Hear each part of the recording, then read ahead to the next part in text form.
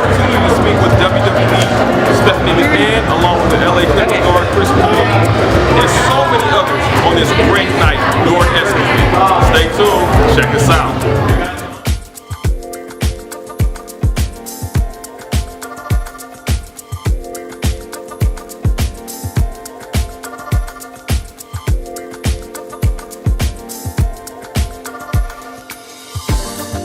Humanitarian Awards, you were raised by one of the greatest humanitarians that this planet has seen. What does it mean for you just to be here and represent yourself as well as his legacy, your dad's legacy? Well, just being here, I'm always representing my father, I feel like, no matter where I am.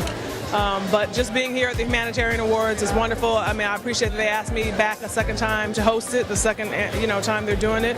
And I'm just here to enjoy the show like everybody else. I can't keep up with everything that all these teams and leagues and athletes are doing behind the scenes. So I learn a lot as well, just being a part of the night. And I think it's great to inspire kids and fans to go out there and do good that they can on any level in which they can, but also to encourage other athletes to give back as well. So I'm here with Clippers guard CP3, Chris Paul. So man, you've always been great in the community. What does it mean for you to be here tonight on the Humanitarian Awards? It means a lot. Very honored and privileged to be here. But to be amongst the great names that are in this room tonight, it says a lot. Hoping to have some great conversations, learn a little bit, because it's not about any one person in here. It's about a collective group. So are you ready to get back on the court? I know you've been aching to get back on the court. Can't wait. Can't come soon enough, but it's a process, and I'll wait it out. Well, you guys got more space, which was a huge pickup for you all, especially possibly coming off the bench and give you guys some added help and added fuel off the bench. Yeah, and bringing back Jamal Crawford and Austin and those guys, I think is going to be a big piece for us this year. Last thing, almost the end of an era. I mean, we had Tim Duncan retire, we had Kobe gone now. You wanted to, almost the OGs, the vets in this league. What does that mean for you going forward? It means a lot. The game is definitely going to miss those guys, but the good thing about it is that along their journey, they taught other people. So what it means is that, even though we're losing those guys, which is very unfortunate, the game is in great hands.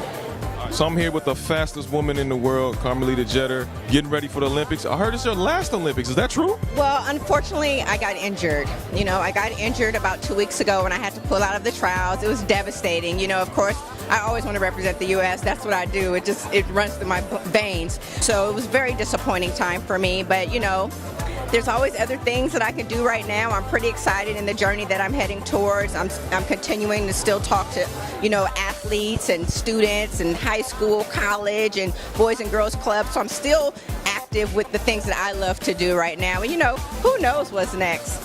Wait for it. As far as the team that we have this year going down to Brazil, your thoughts on that, and can they actually win gold this year? Of course they can win gold. We're Team USA, so of course we can win gold. I believe that there's a new field of athletes that are going to Rio, and they're going to have to come together. They're going to have to stick together. They're going to have to unite. And being that it's their first time going to the Olympics, they're really going to have to lean on each other for that support.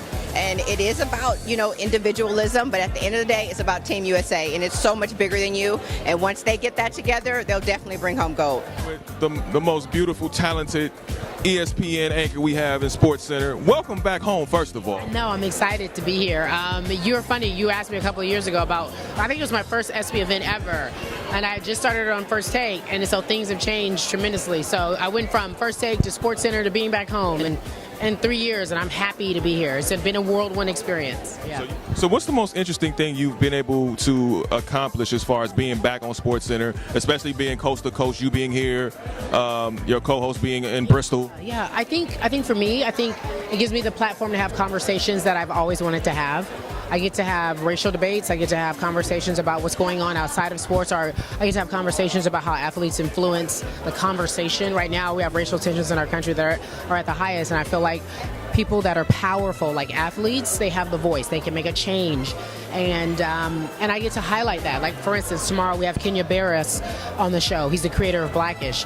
And I'm excited about that. I'm excited about being able to have dialogue, to give people an opportunity to think, to help construct a conversation that's healthy.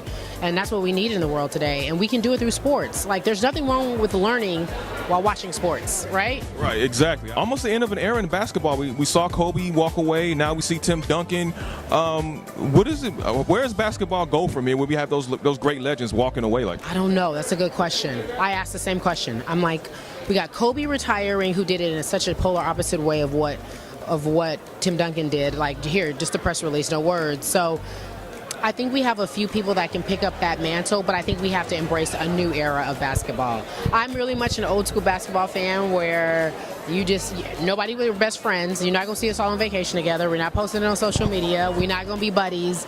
I'm that type of gal. Like, that's the kind of ball I grew up on, and that's the kind of ball I like. So I'm here with, first of all, Stephanie McMahon, who runs the WWE top to bottom.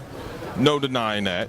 So first of all, congratulations on running Monday Night Raw. Oh, thank you. Yes, I'm apparently the new commissioner. Yes, as my father announced last night in Detroit. So apparently you have some duties to handle as far as getting a general manager. What do you look for in a general manager? Well, I look for a strong leader. I look for someone who can make an impact, and I look for someone who always knows what to do and what's best for business. Any particular candidates in mind? Maybe I have an idea. Well, it's sort of like the presidential race. I'm not going to just release that information. You're going to have to wait and see, but you're going to find out next Monday night, because my father said either we're going to pick or they will be appointed for us. Uh-oh, so we know what that means. You guys are going to pick. That's right. WWE has always done great work in the community, especially with children. We saw John Cena bring up that the little kid that's battling cancer right now. Who inspired that movement, just dealing with kids and just being a pillar in the community as far as just giving back?